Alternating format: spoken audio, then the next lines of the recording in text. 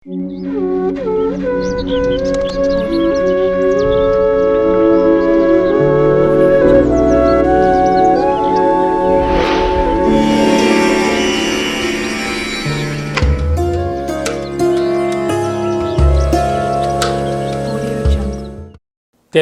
ఉగాది పండగ పంచాంగ శ్రవణ మహోత్సవ కార్యక్రమంలో శ్రీ విశ్వావసునామ సంవత్సరంలో ఆదాయ వ్యయాలు ఎలా ఉండబోతున్నాయో ఈ వీడియోలో సవివరంగా సంపూర్ణంగా తెలుసుకుందాం.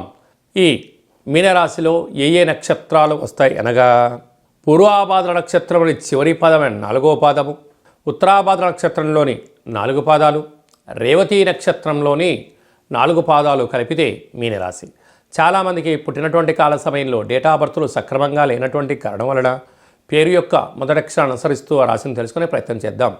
ది, దుమ్, షం, ఝ, ద, దే, దో, చ, చి అక్షరాల వారందరూ కూడా మీనరాశి జాతకులే. మీనరాశి యొక్క అధిపతి దేవగురు బృహస్పతి. వీరికి ఆదాయం 5, వ్యయం 5. ఎంతైతే అవసరాలు ఉన్నాయో అంతే ఖర్చులకు సరిపడిన డబ్బులు రాబోతున్నాయి అని చెప్పి గమనించాలి. కనుక తొందరపాటు నిర్ణయాలు తగదు.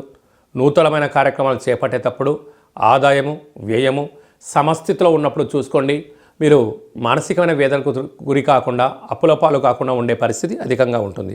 రాజ్యపూజ్యం 3, అవమానం 1. మీ మాటకు చెల్లుబాటు అయ్యే సమయం ఆసనమైంది కనుక ఎవరికి పడితే వాళ్ళకు వాగ్దానం కూడా చేయకుండా ఉండడం ఉత్తమోత్తంగా భావించగలగాలి.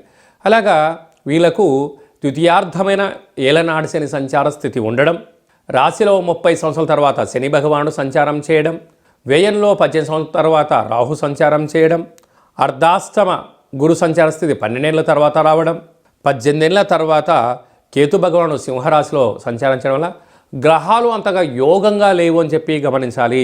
ఇలాంటి కాల సమయంలో ఓపిక, పట్టుదల, సహనం, కోపం పనికిరాదు. మౌనము, ధ్యానము, ఏకాగ్రత, తెలిస్తే దాన్ని ఆచరింపజేయడము, తెలియకపోతే దాన్ని తెలుసుకొని ఆచరించి విజయం సాధించే ప్రయత్నం చేయగలగాలి. అది కాకుండా కూడా మీనరాశి వారికి చాలా సున్నితమైన స్వభావం ఉండడం, సాఫ్ట్వేర్ హార్డ్వేర్ రంగాల్లో ఉన్నత స్థాయికి ఎదిగే ప్రయత్నంలో కొన్ని పరిస్థితుల ప్రభావంతో అనుకూలంగా లేనప్పుడు సమస్య వచ్చినప్పుడు తల వంచడం తప్పులేదు. నదిలో ఉన్నప్పుడు అలా వస్తుంది, తల వంచడంలో తప్పులేదు. సమస్య వచ్చినప్పుడు మౌనంగా ఉండడం, దాన్ని స్వీకరించగలిగిన ఉన్నతమైన స్థితి మీలో ఉన్నప్పుడే యోగకాలమైన మంచి కాలం రాబోతుంటుంది. లేకపోతే ధనం, ఐశ్వర్యం, ఆనందం అన్నీ కరువైపోయి అప్పుల పాలయ్యే పరిస్థితి చాలా అధికంగా ఉంటుందని చెప్పి కూడా గమనించగలగాలి. అలాగనే మీనరాశి వారిలో ఉన్న వారందరికీ కూడా మీరు నవగ్రహ మంత్ర సాధన చేసేటువంటి సమయము, మూల మంత్రాన్ని రాసే సమయము, నవగ్రహ తులాభార పూజాకార్యంలో పాల్గొనే సమయం ఆసన్నమైందని చెప్పి మీరు గుర్తు పెట్టుకోగలగాలి. అంటే కేవలం దైవనామ స్మరణతో, మూలమంత్ర సాధనతో, లేఖనంతో నవగ్రహాలకు తులాభార పూజాకార్యంలో పాల్గొనడం వలన గ్రహదోషం తొలగి ఐశ్వర్యం మీ సొంతమవుతుంది.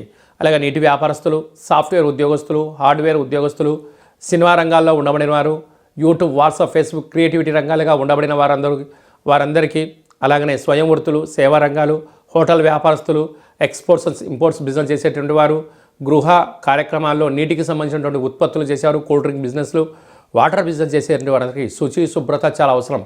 లేకపోతే ప్రభుత్వానికి మీరు సంజాయిషి ఇవ్వడం, కోర్టు, పోలీస్ స్టేషన్ మెట్లు ఎక్కే సమయం ఆసనమైందని చెప్పి గుర్తుపెట్టుకోగలిగి కనుక ఇలాంటి కాల సమయంలో అక్షర తులాభార నవగ్రహ కార్యక్రమంలో పాల్గొనడం వల్ల సకల దోషాలు తొలగి ఐశ్వర్యం మీనరాశి వారు సొంతం అవుతుందని చెప్పి గమనించాలి.